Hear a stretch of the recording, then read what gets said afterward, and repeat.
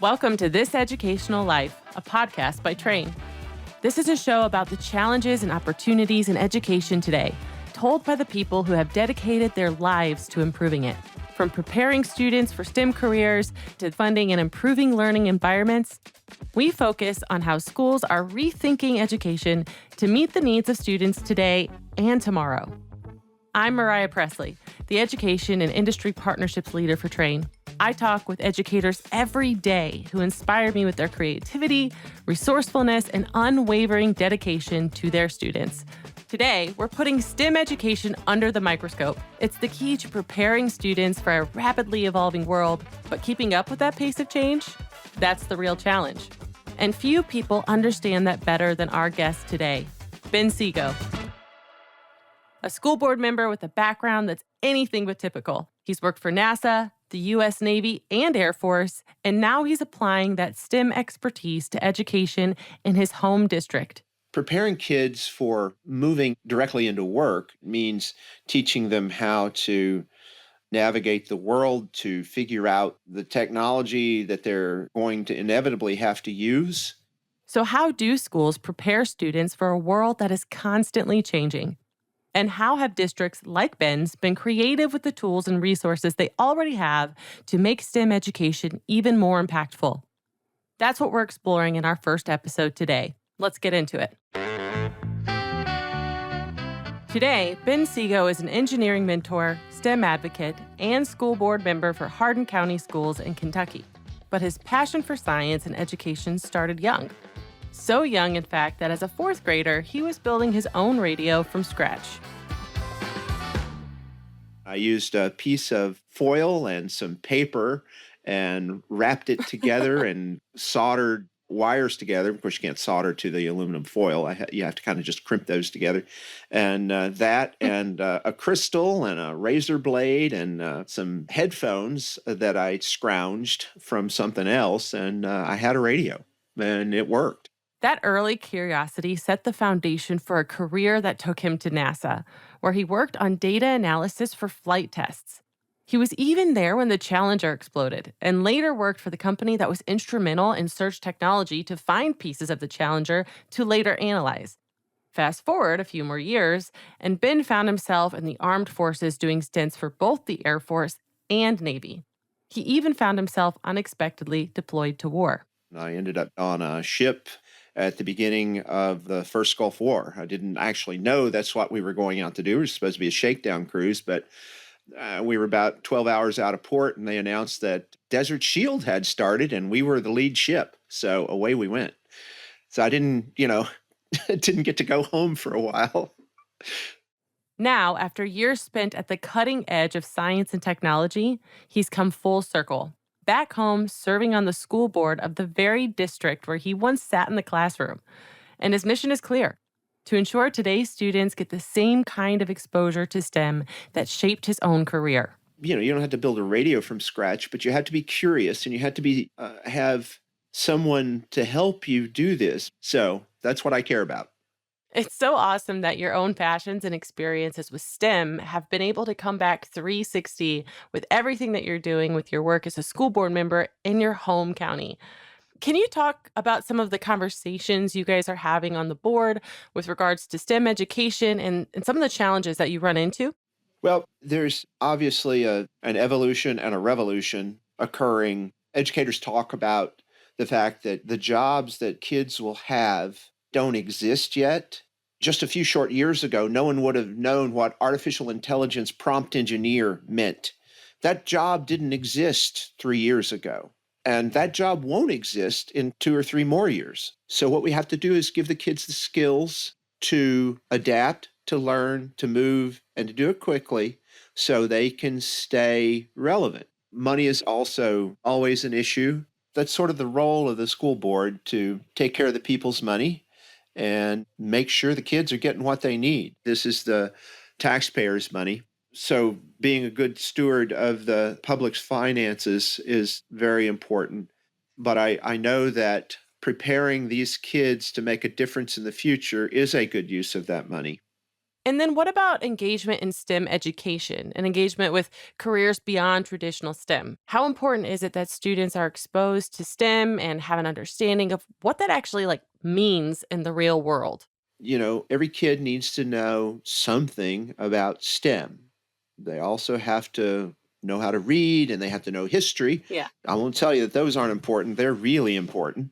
But, if you want to change the world because you don't like what history is going to say about it, then you're probably going to have to do a podcast, for instance. So some technology is going to be in your future. And to convince people that you know what you're talking about, you're going to have to do some data analysis and some presentation of that data. So data analytics is going to be in your future. And that's what this is about. All the kids need this. Preparing kids for moving directly into work means teaching them how to navigate the world, to figure out the technology that they're going to inevitably have to use, and to contribute to be a star performer when they show up, whether that's at the local chicken shack or whether that's at the local factory where they're analyzing why devices are failing in the field. And that's all STEM education. So that's what I'm trying to do, trying to make that happen. STEM education isn't just for future engineers or scientists. It's about equipping every student with problem-solving skills, analytical thinking, and adaptability. These are the skills they'll need no matter what path they take. But for schools like Ben's and across the country, the challenge is twofold: managing limited budgets and ensuring STEM education is accessible and relevant to all. It requires a shift in mindset, seeing STEM as not only a niche subject for roles like scientists and white lab coats, but as foundational learning that prepares students for any career. And it doesn't require a huge surge in funding or an overhaul of curriculums. Quite often, schools and teachers already have all the resources they need. It's just about finding creative ways to maximize them.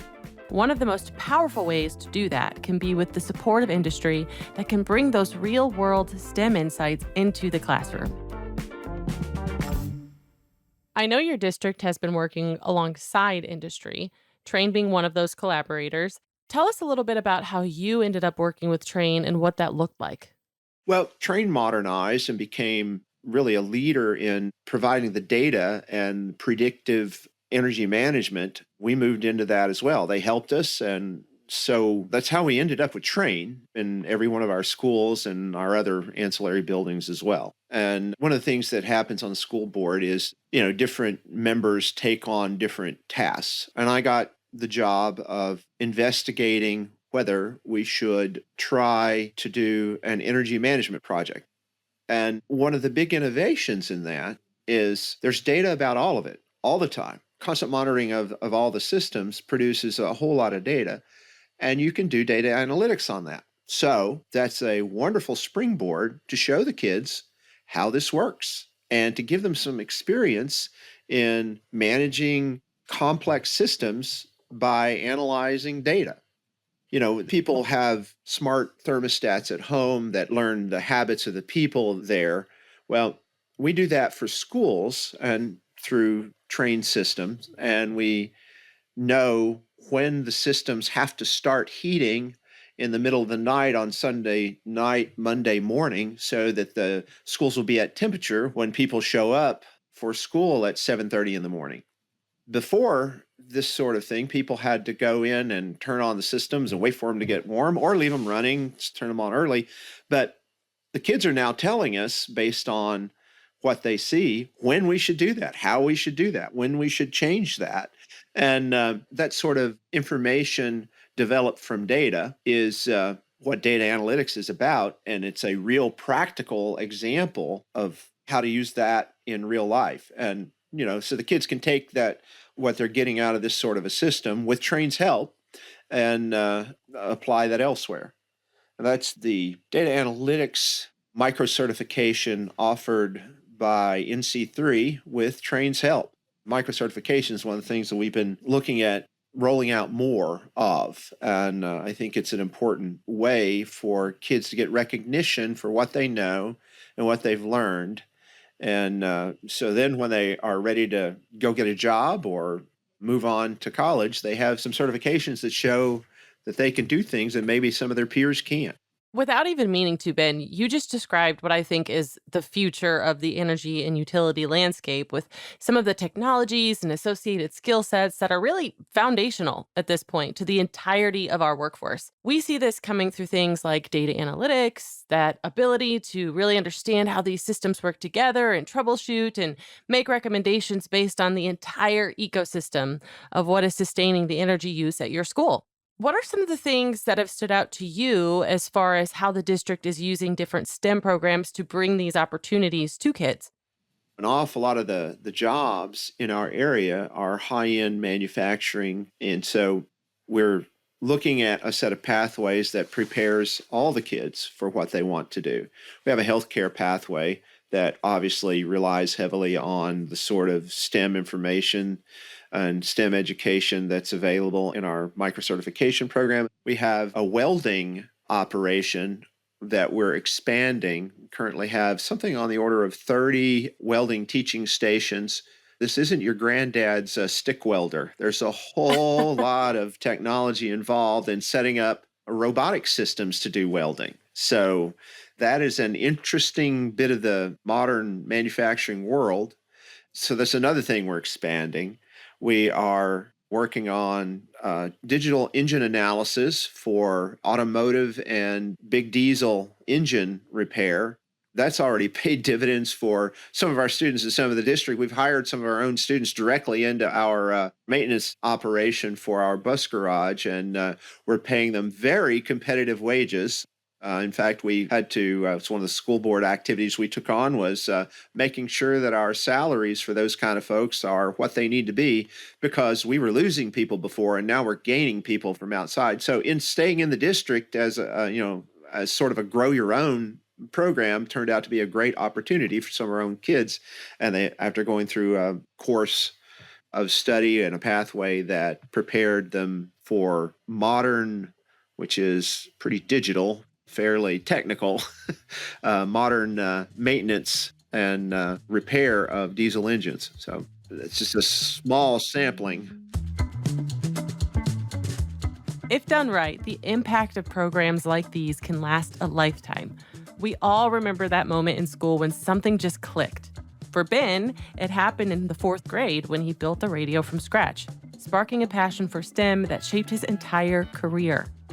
Now, as a school board member, he's working to create those same light bulb moments for students in his district. And the impact is real. By bridging the gap between schools and industry, students aren't just gaining knowledge. They're graduating with hands-on experience, certifications, and direct pathways into high-demand careers. It's not just about preparing them for the future. It's about giving them the tools to shape it. So, what does that actually look like? I know you've spoken previously about this concept of having just a little bit of glue to bring all the pieces together, and I really believe that the biggest innovation comes from having just a little bit of glue in the right places with the pieces that already exist. So, trying to bring this back full circle and thinking about how building that radio from scratch had such a profound impact on you, can you speak to the impact you've seen for students so far who've engaged with some of this work? A feature of our school board meetings every month is that we recognize teachers and students that are making a difference. And recently, we brought in some kids to showcase what they had done for a robotics contest. There's a solving big problems section of that. And 3 different groups presented their plans to make a device or some assistive technology that would allow differently abled or disabled person to participate in an activity they couldn't previously do. And these kids dug in and came up with some innovative approaches to that. One of them that I recall was a golf club for amputees. And the technology that they were proposing would sense attempts to move muscles, read the nerve impulses, and then use that to power a device to swing the golf club. And we know that that works. We know it can be done.